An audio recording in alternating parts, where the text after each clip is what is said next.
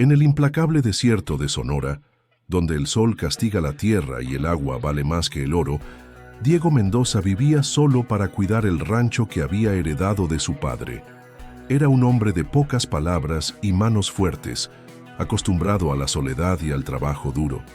Su vida era un ciclo de reparar cercas, cuidar del poco ganado que sobrevivía y mirar el horizonte esperando una lluvia que casi nunca llegaba. No pedía nada más, ni esperaba nada menos, hasta el día en que Elena Morales apareció en su puerta, como un espejismo en medio de la aridez. Era joven, con los ojos llenos de una determinación que contrastaba con su apariencia frágil, y solo pedía un poco de agua. Diego, que no estaba acostumbrado a las visitas, la miró con desconfianza, pero la desesperación en el rostro de la mujer ablandó su corazón endurecido por el sol y la soledad. Le dio agua y, sin saberlo, le dio entrada a un torbellino que cambiaría su vida para siempre. Ella acabó pidiendo mucho más, que le enseñara a usar las manos para construir, para crear, para volver a empezar. Y entre tabuas de madera, herramientas gastas y silencios cargados de un deseo que ninguno de los dos se atrevía a nombrar, dos mundos completamente diferentes se encontraron para levantar no solo cercas y muebles, sino una vida entera juntos. Lo que comenzó como un simple gesto de ayuda se transformaría en un amor profundo, en un trabajo compartido y en el descubrimiento de que a veces es el corazón, y no las manos, el que construye las obras más duraderas y resistentes. Años después, esa misma Elena, ahora una mujer forjada por el amor y el trabajo, veía con lágrimas en los ojos cómo unos hombres despiadados echaban abajo todo lo que había construido. La arrojaban de su propio hogar, el rancho que ella y Diego habían levantado con sudor y sueños. Al frente de todo, con una sonrisa cruel y un documento en la mano, estaba Ricardo Vargas, un millonario despiadado que reclamaba la propiedad como suya. Elena, sola y desamparada con su pequeño hijo Mateo en brazos, no podía hacer nada más que llorar mientras veía cómo su mundo se derrumbaba. Ricardo se burlaba de su dolor, disfrutando cada segundo de su humillación pública. Lo que aquel hombre sin corazón no sabía era que en esa misma tierra que estaba robando con tanta arrogancia, se escondía el secreto que no solo le devolvería a Elena todo lo que le pertenecía, sino que también lo llevaría a su propia y merecida destrucción.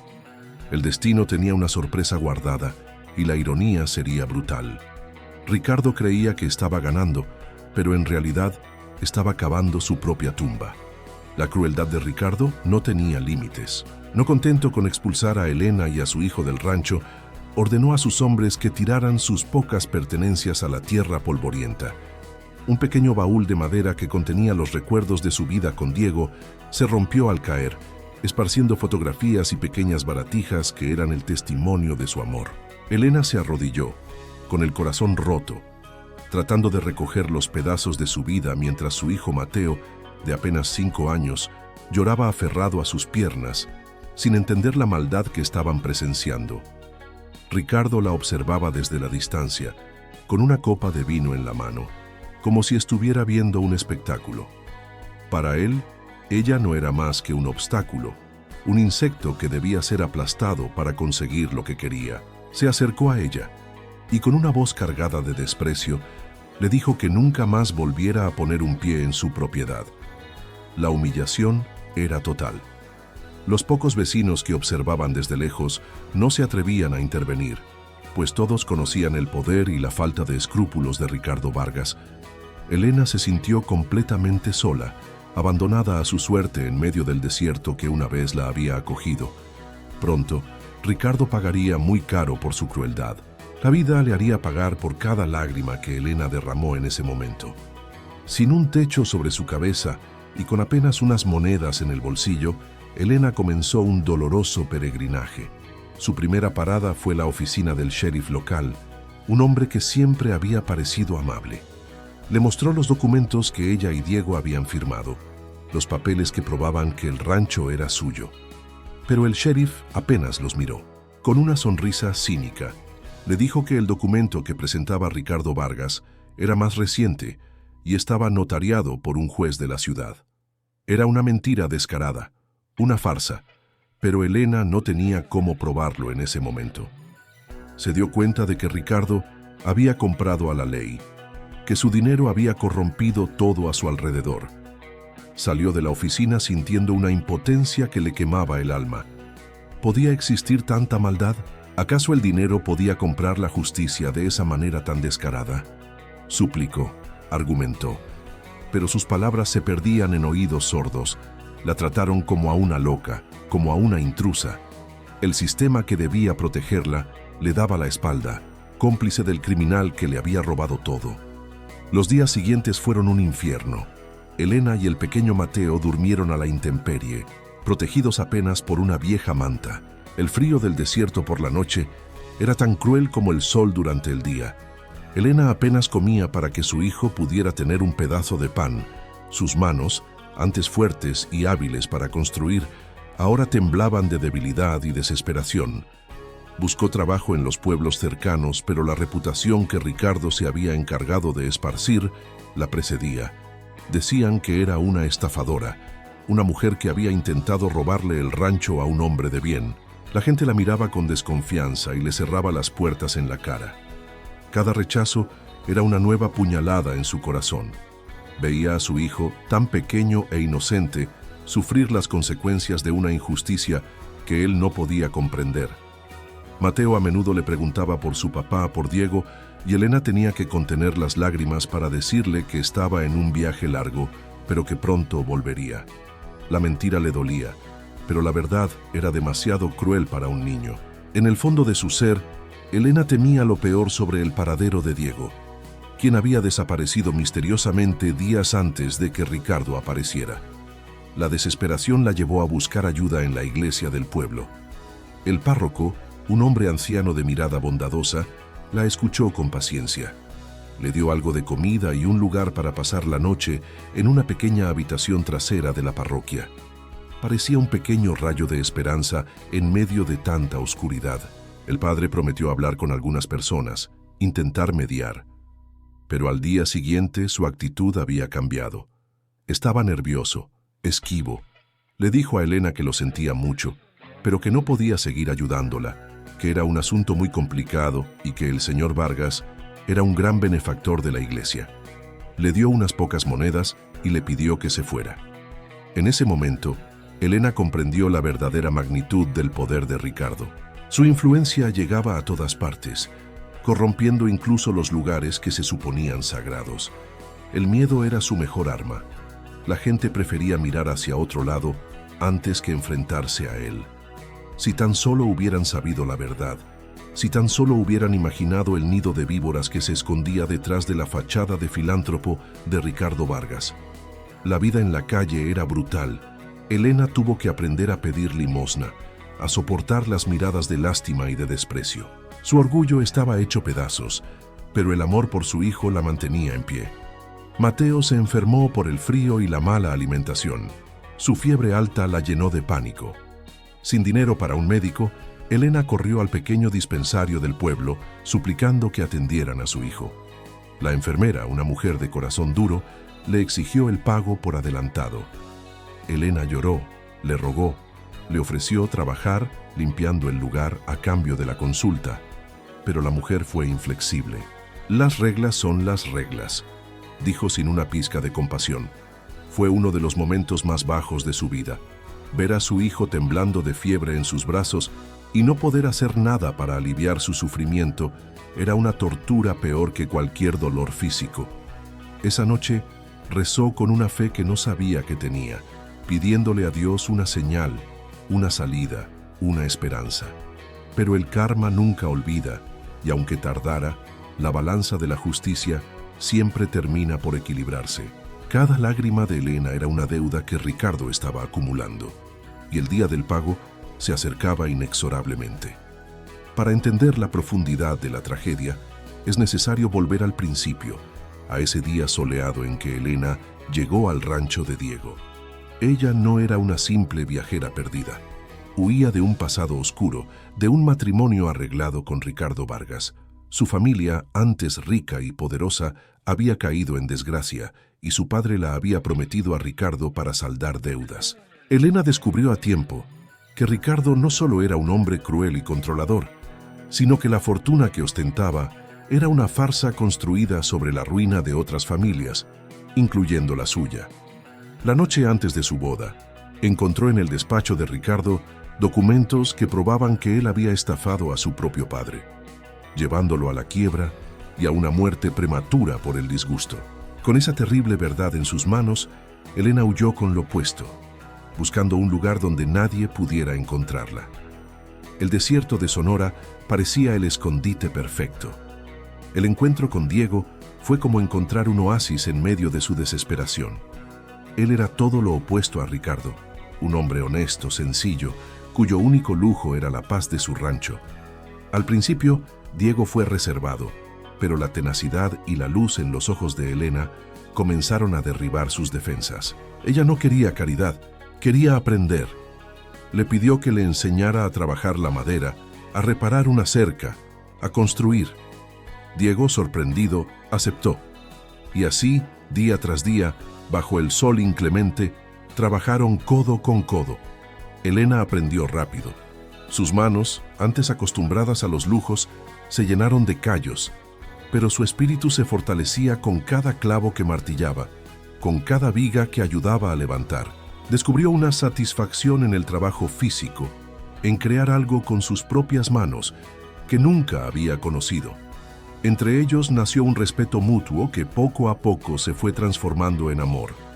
Era un amor silencioso, que se expresaba en miradas, en gestos, en la forma en que Diego le pasaba una herramienta o en cómo Elena le curaba un rasguño. No necesitaban grandes declaraciones. Su amor se construía sólidamente, como las paredes del pequeño cuarto adicional que levantaron juntos para ella. Una noche, sentados bajo un cielo lleno de estrellas como nunca habían visto en la ciudad, Diego le confesó que desde que ella había llegado, el rancho ya no se sentía vacío. Elena, con lágrimas en los ojos, le contó por primera vez su historia, la verdad sobre Ricardo y la razón de su huida. Diego la escuchó sin interrumpir y al final solo le tomó la mano y le dijo: «Aquí estás a salvo, este es tu hogar ahora». En ese momento, Elena supo que había encontrado su lugar en el mundo. El desierto ya no era un escondite, era su paraíso. Los años siguientes fueron los más felices de sus vidas. Se casaron en una ceremonia sencilla, con el viejo ranchero que vivía a leguas de distancia como único testigo. El rancho prosperó bajo sus cuidados. Ampliaron la casa, plantaron un pequeño huerto que milagrosamente dio frutos y compraron más animales. El nacimiento de Mateo fue la culminación de su felicidad. Era un niño sano y risueño, la mezcla perfecta de la fuerza tranquila de Diego y la determinación chispeante de Elena. Diego le enseñaba a su hijo los secretos del campo, mientras Elena le contaba historias y le enseñaba a leer. Eran una familia, unida y feliz, protegida por el vasto silencio del desierto. Parecía que el pasado oscuro de Elena nunca podría alcanzarlos, pero la maldad, como las malas hierbas, tiene raíces profundas y siempre encuentra una forma de volver a crecer. Nadie podía imaginar que la sombra de Ricardo Vargas se cernía sobre ellos, esperando el momento perfecto para atacar. Mientras tanto, en el rancho ahora usurpado, Ricardo Vargas disfrutaba de su victoria. Había transformado la humilde casa en una mansión ostentosa, destruyendo gran parte del trabajo original de Diego y Elena para imponer su propio estilo vulgar y arrogante. Organizó una gran fiesta para celebrar su nueva adquisición, invitando a la élite corrupta que lo rodeaba. Durante una de las renovaciones, sus trabajadores, al derribar una vieja pared del taller que Diego y Elena habían construido, encontraron un pequeño cofre de metal oculto en los cimientos. Se lo llevaron a Ricardo, pensando que podría contener algo de valor. Ricardo lo abrió con desdén, encontrando solo unos viejos papeles, un diario amarillento y una cinta de casete. Sin darles importancia, los arrojó a una caja de trastos que iba a ser quemada. Si solo hubiera sabido la verdad, si solo se hubiera detenido a leer esos papeles, habría descubierto que acababa de tirar a la basura la prueba de su propia condena. Pero su arrogancia lo cegaba. El destino le estaba dando una última oportunidad para ver la verdad, pero él la ignoró por completo.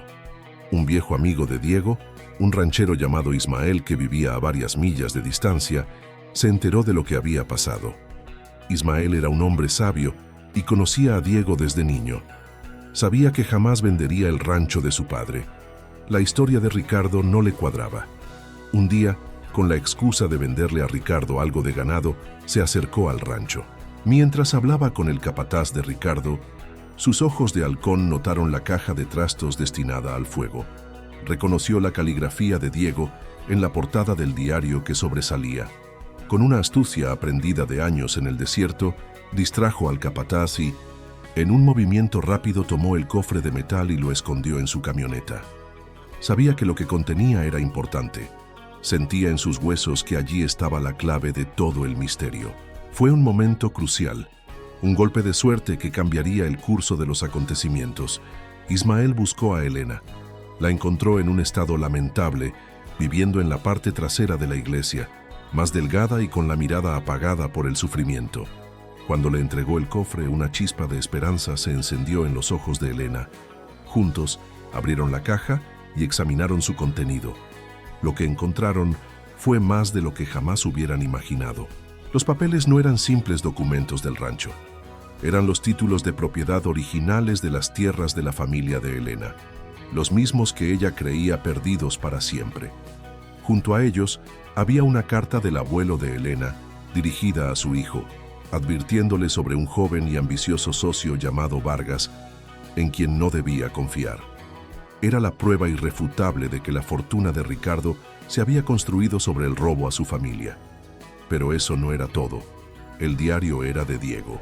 En sus últimas páginas, relataba cómo había descubierto que alguien estaba merodeando el rancho y saboteando sus pozos de agua. Había reconocido a uno de los hombres como un conocido matón a sueldo de Ricardo Vargas. Diego estaba empezando a sospechar que el pasado de Elena los había encontrado. La revelación más escalofriante estaba en la cinta de casete. Con manos temblorosas, Elena buscó una vieja grabadora que el padre de la iglesia le permitió usar. Al presionar play, escucharon la voz de Diego. Era una grabación que había hecho en secreto la noche de su desaparición.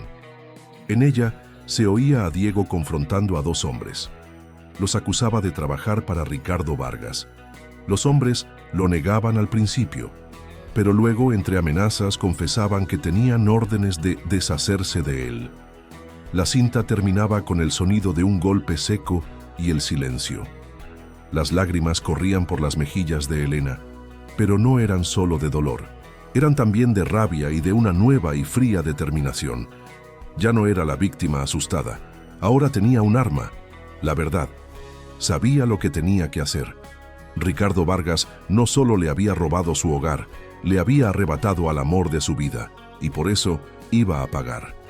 En ese momento todo cambió. La presa se había convertido en la cazadora. Armada con la verdad, Elena sabía que no podía volver a las autoridades locales corruptas. Necesitaba un escenario más grande, uno que Ricardo no pudiera controlar. Recordó a una joven periodista de la capital, una mujer ambiciosa, conocida por destapar escándalos de corrupción, a quien había visto en un reportaje de televisión. Con la ayuda de Ismael, que vendió algunas de sus mejores cabezas de ganado para conseguir el dinero, Elena viajó a la ciudad. Le costó varios días, pero finalmente consiguió una reunión con la periodista, cuyo nombre era Sofía Ríos. Al principio, Sofía se mostró escéptica. La historia parecía sacada de una novela. Pero cuando Elena le mostró los documentos, el diario de Diego y, sobre todo, le hizo escuchar la cinta de casete, la expresión de la periodista cambió por completo. Sus ojos brillaron con la emoción de tener entre manos la historia del año. Vio la oportunidad de derribar a un pez gordo como Ricardo Vargas y lanzar su carrera al estrellato. Juntas, planearon el golpe final. La ocasión perfecta se presentó una semana después. Ricardo Vargas, en la cima de su arrogancia, organizó una gala benéfica en el rancho robado. El evento sería transmitido por una cadena de televisión local. Políticos, empresarios y la alta sociedad estarían presentes. Era el escenario perfecto para su humillación pública. La noche de la gala, mientras Ricardo daba un discurso pomposo sobre la importancia de la honestidad y el trabajo duro, las puertas del salón se abrieron de par en par. Elena entró, no como la mujer rota que él había expulsado, sino como una reina vengadora. Llevaba un vestido sencillo pero elegante que el padre de la iglesia le había regalado, y caminaba con una dignidad que silenció a la multitud. A su lado, Sofía Ríos y su camarógrafo transmitían todo en vivo por internet, pirateando la señal de la televisión local. La cara de Ricardo se descompuso. Pasó de la sorpresa a la ira en cuestión de segundos. ¿Qué significa esto? ¡Seguridad! ¡Saquen a esta mujer de mi casa!, gritó Ricardo con la voz temblorosa. Pero antes de que nadie pudiera moverse, Elena habló, su voz resonando en el salón a través del micrófono que Sofía le había dado. «Esta no es tu casa, Ricardo. Nunca lo fue», dijo con una calma helada. Y entonces comenzó a desvelar la verdad. Proyectó en una pantalla gigante las imágenes de los títulos de propiedad de su familia, la carta de su abuelo. La multitud jadeó. Luego leyó los extractos del diario de Diego, su voz quebrándose ligeramente al mencionar su nombre. El clímax llegó cuando reprodujo la cinta de casete. La voz de Diego llenó el salón, seguida por la confesión de los matones y el sonido del golpe fatal. Un silencio sepulcral cayó sobre los invitados. La cara de Ricardo era un poema de horror. Estaba pálido como un fantasma. El sudor perlaba su frente. Intentó balbucear una negativa, decir que todo era un montaje, pero su lenguaje corporal lo traicionaba. En ese momento el millonario despiadado se vio como lo que realmente era, un ladrón y un asesino acorralado. La ironía era brutal. El imperio que había construido con mentiras se derrumbaba en el mismo lugar que simbolizaba su último y más cruel crimen. En ese instante, todos supieron que el juego había terminado. El caos se desató. La transmisión en vivo de Sofía se había vuelto viral en cuestión de minutos. Millones de personas en todo el país estaban presenciando la caída en directo de Ricardo Vargas. Su teléfono no paraba de sonar con llamadas de sus socios abandonándolo. Los políticos que minutos antes le daban palmaditas en la espalda, ahora se alejaban de él como si tuviera la peste. La justicia, esta vez la verdadera, no tardó en llegar. Alertadas por la transmisión y por las llamadas de cientos de espectadores indignados, las autoridades federales, fuera del alcance de la corrupción local de Ricardo, se presentaron en el rancho. Las sirenas aullaron en la noche del desierto, un sonido que para Elena fue la música más dulce que jamás había oído. Dos agentes federales entraron en el salón. Se dirigieron directamente a un Ricardo paralizado por el pánico y lo arrestaron frente a todos. Las cámaras capturaron cada detalle, la incredulidad en su rostro, la forma en que sus manos fueron esposadas a la espalda, la humillación de ser sacado como un delincuente común de la fiesta que él mismo había organizado. El público que lo observaba, tanto en el salón como a través de las pantallas, aplaudió. La justicia poética era abrumadora. Los días siguientes fueron un torbellino de acontecimientos. El escándalo ocupó los titulares de todos los periódicos y noticieros del país. La historia de Elena, la mujer que perdió todo y luchó contra un gigante para recuperar su honor, conmovió a la nación. La investigación reveló la extensa red de corrupción de Ricardo. Los jueces, policías y políticos que lo habían ayudado fueron expuestos y arrestados. Sus cuentas bancarias fueron congeladas, sus propiedades embargadas. El imperio de Ricardo Vargas se desmoronó como un castillo de naipes. Sus cómplices, en un intento desesperado por salvarse, testificaron en su contra, revelando crímenes aún peores de los que Elena conocía. Pero la mayor sorpresa estaba por llegar. La noticia del arresto de Ricardo y la historia de la cinta de audio llegaron a un pequeño hospital en un estado vecino. Allí, un hombre se recuperaba de un traumatismo craneal severo que le había provocado amnesia. Había sido encontrado medio muerto en el desierto meses atrás. Al ver la foto de Elena en la televisión y escuchar su nombre, los recuerdos volvieron a él como un torrente. Era Diego. Los hombres de Ricardo no lo habían matado. solo lo habían dado por muerto. El reencuentro de Elena y Diego fue una escena de una emoción indescriptible. Cuando Elena entró en la habitación del hospital y vio a Diego vivo, ambos corrieron a abrazarse. Las lágrimas, esta vez de pura felicidad, corrieron libremente. Mateo pudo por fin abrazar al padre que creía perdido. El mundo, por fin, volvía a estar en su sitio. Con la recuperación de Diego y su testimonio, el caso contra Ricardo se volvió irrefutable. El juicio fue rápido. Ricardo, despojado de su poder y su dinero, fue declarado culpable de fraude, intento de asesinato y numerosos otros delitos. Suplicó clemencia. Intentó apelar a la piedad de Elena, pero ella lo miró con ojos de acero y no dijo una palabra.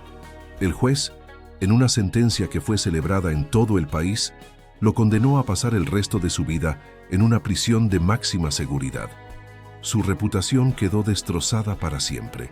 El hombre que lo tuvo todo terminó sin nada, solo con el peso de su maldad para hacerle compañía en una celda fría. La justicia, al fin, había sido servida con una contundencia que saboreaba a victoria. Pasaron 5 años. El rancho en el desierto de Sonora florecía como nunca antes. Bajo el cuidado de Diego, Elena y un ahora adolescente Mateo, la tierra que una vez fue solo polvo y esperanza, se había convertido en un próspero oasis. La casa, restaurada a su diseño original, volvía a ser un hogar lleno de risas y amor. Pero Elena no se contentó solo con recuperar su vida. La fortuna de su familia, ahora restituida, era inmensa. En lugar de vivir en el lujo, decidió usar ese dinero para asegurarse de que nadie más tuviera que pasar por el infierno que ella vivió. Creó la Fundación Morales Mendoza, una organización dedicada a ofrecer ayuda legal y refugio a víctimas de fraude y violencia doméstica, especialmente en zonas rurales donde la justicia es a menudo inaccesible. Se convirtió en un faro de esperanza para los desamparados, una defensora incansable de los inocentes. Su historia inspiró a muchos, demostrando que una sola persona, armada con la verdad y el coraje, puede derribar imperios. La mujer que una vez fue una víctima humillada, era ahora un símbolo nacional de resiliencia y justicia. Mientras tanto, en una prisión lúgubre y olvidada, Ricardo Vargas envejecía en la miseria. Había perdido todo: su riqueza, su poder, su nombre. Nadie lo visitaba. Sus antiguos amigos y socios fingían no haberlo conocido nunca. Pasaba sus días en silencio, atormentado por los fantasmas de sus crímenes. A veces, en las noticias de la prisión, veía reportajes sobre la fundación de Elena y el bien que estaba haciendo. Cada éxito de ella era una nueva tortura para él. Su caída no fue temporal, fue absoluta y permanente. Se había convertido en una nota a pie de página en la historia. Un ejemplo de cómo la arrogancia y la codicia conducen inevitablemente a la propia destrucción. El universo le había cobrado cada lágrima, cada gramo de sufrimiento que había infligido, con intereses. Su castigo no era solo la pérdida de la libertad, sino el tormento de saber que la mujer a la que intentó destruir había construido un legado de bondad sobre las ruinas de su maldad. Esta historia nos recuerda una lección fundamental.